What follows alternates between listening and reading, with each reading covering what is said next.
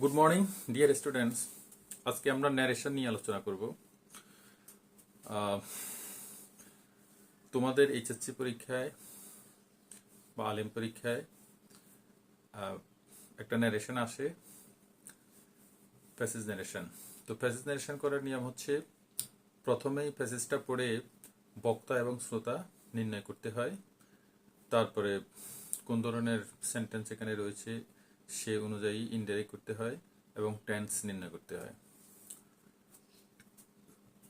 যে সেন্টেন্সে যদি প্রেজেন্ট পার্টিসিপল যুক্ত কোনো অংশ থাকে সেই অংশটুকু শুরুতে, মাঝখানে, শেষে যেখানে থাকুক না কেন ইনডাইরেক্ট করার সময় সেটা সেন্টেন্সের শুরুতে লিখতে হয়। আর ডাইরেক্ট স্পিচে যদি কোনো কিছু অস্পষ্ট থাকে ইনডাইরেক্টলি সেটা ক্লিয়ার করে লিখতে হয়। তাহলে আমরা আজকে 2018 সালের একটা ন্যারেশন আমরা দেখব। এটা 2018 সালে এসেছিল এইচএসসি এক্সামে। তাহলে will you buy my hair আক্স ডেলা। তাহলে কে প্রশ্ন করলো? ডেলা। আমরা প্রথমে পেয়ে গেলাম যে স্পিকার, বক্তা Della. Will you buy my hair, এটা একটা ইন্টারোগেটিভ সেন্টেন্স। এরপরে অ্যান্সারটা হচ্ছে আই বাই হেয়ার, আমি চুল কিনি। সেড ম্যাডাম, ম্যাডাম বলল। এরপরে ম্যাডাম বলছে টেক ইউর হ্যাট অফ, যে টুপিটা খোলো, and let's have a sight at the looks of it, এবং চুলটা দেখতে দাও। কি পরিমাণ চুল আছে এরকম। $20, চুলটা দেখার পরে এই যে $20, এখানে এটা কোনো সেন্টেন্স না, জাস্ট একটা নাউন ফ্রেজ, কিন্তু এটা ইনডাইরেক্ট করার সময় এটাকে কমপ্লিট করতে হবে। মানে ম্যাডাম $20 তাকে দিতে চেয়েছিল, সেড ম্যাডাম। আচ্ছা, এই যে lifting the mass with a practised hand, এটা হচ্ছে প্রেজেন্ট পার্টিসিপল যুক্ত অংশ। এই যে এই কথাটা পর্যন্ত। আচ্ছা, এরপরে ডেলা বলতেছে কি, give it to me quick, মানে দ্রুত আমাকে এটা দিয়ে দেন, সেড ডেলা। আচ্ছা, তাহলে এখানে আমরা প্রথমে দেখলাম একটা ইন্টারোগেটিভ সেন্টেন্স, এটা হচ্ছে ফিউচার টেন্স। তারপর হচ্ছে আই বাই হেয়ার, এটা হচ্ছে প্রেজেন্ট ইনডেফিনিট টেন্স। তারপর হচ্ছে টেক ইউর হ্যাট অফ, এটা একটা ইম্পারেটিভ সেন্টেন্স। এরপর এখানে আবার যোগ করা হয়েছে যে let's have a sight at the look of it. তারপর হচ্ছে $20, মানে এটা অ্যাসার্টিভ সেন্টেন্সের মধ্যে পড়বে যে সে $20 দিতে চেয়েছিল ম্যাডাম। তারপর lifting the match with a practised hand. তারপর আবার imperative sentence, give it to me. Imperative সেন্টেন্সকে ইনডাইরেক্ট করতে হলে কমা, ইনভার্টেড কমা বাদ দিয়ে ইনফিনিটিভ করতে হয়, মানে টু প্লাস ভার্বটা লিখতে হয়। আচ্ছা, তাহলে আমরা শুরু করি। এই যে ফিউচার টেন্স, তাহলে এখানে বক্তা হচ্ছে ডেলা আর শ্রোতা হচ্ছে ম্যাডাম। আচ্ছা, লেটস গেট স্টার্টেড। তাহলে আমরা এটা কিভাবে করব, যে ডেলা asked ম্যাডাম,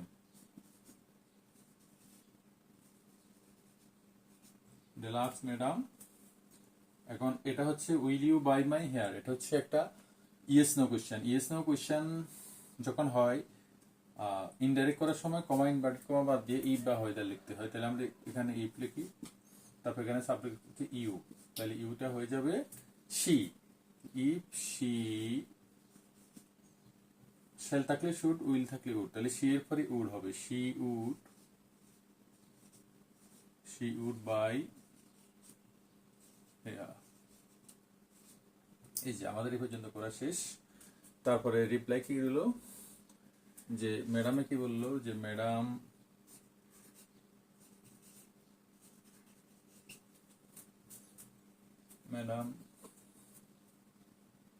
জবাব দিল, যে replied that, comma inverted comma বাদ দিয়ে দ্যাট কনজাংশন, দ্যাট শি, আবার ম্যাডাম আই এর পরিবর্তে শি হবে। শি বলতে এখানে ম্যাডাম, শি এটা প্রেজেন্ট ইনডেফিনিট, তাহলে ফার্স্ট ইনডেফিনিট, বাই হয়ে যাবে বট, শি বট।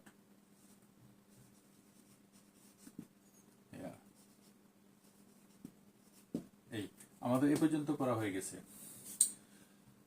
এখন টেক ইউর হেড অফ, এটা ম্যাডাম তাকে প্রস্তাব করছে, যে ডেলাকে, তাহলে প্রপোজ করেছে, তাহলে ম্যাডাম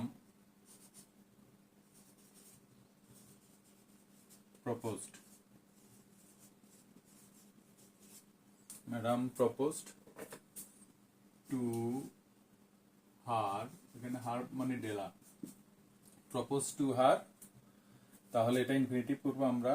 এই যে to take, comma inverted comma বাদ দিয়ে এখানে টু করব, তারপরে টেক থেকে বাকি অংশ, টু টেক অফ ইউর বলতে হার, হার ডেলা অফ অ্যান্ড এখানে লেটস মানে লেটাস, তাহলে আজটা অবজেক্ট, এটাকে সাবজেক্ট করব উই, তারপরে লেটের পরিবর্তে এখানে শুড লিখবো, we should have a site at the looks of it। আমাদের এই যে ইট পর্যন্ত হয়ে গেছে। এখন দেখার পরে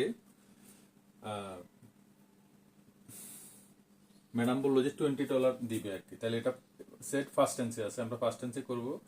এই lifting the match with a practised hand, এই পর্যন্ত হচ্ছে লিফটিং থেকে প্রেজেন্ট পার্টিসিপল যুক্ত করেছি, এই কথাটা আমরা শুরুতে লিখবো। তাহলে লিফটিং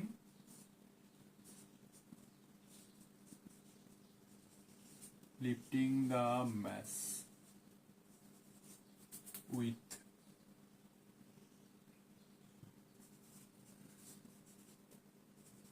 practiced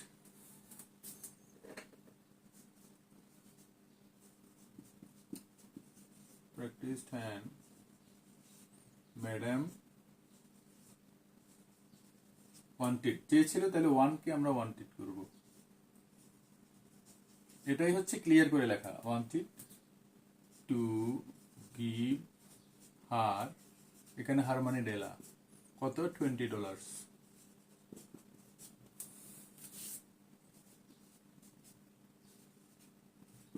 আচ্ছা, $20 এর পরে এই পর্যন্ত আমাদের হয়ে গেছে একদম এই প্র্যাকটিস হ্যান্ড পর্যন্ত। এখন শুধু একটা সেন্টেন্স বাকি আছে, imperative sentence, give it to me quick settle. এখন এটা যখন $20 দিতে চেয়েছিল তখন ডেলা বলতেছে যে আমাকে এটা তাড়াতাড়ি দাও, তাহলে ওই মুহূর্তে সে এটা অনুরোধ করতেছে।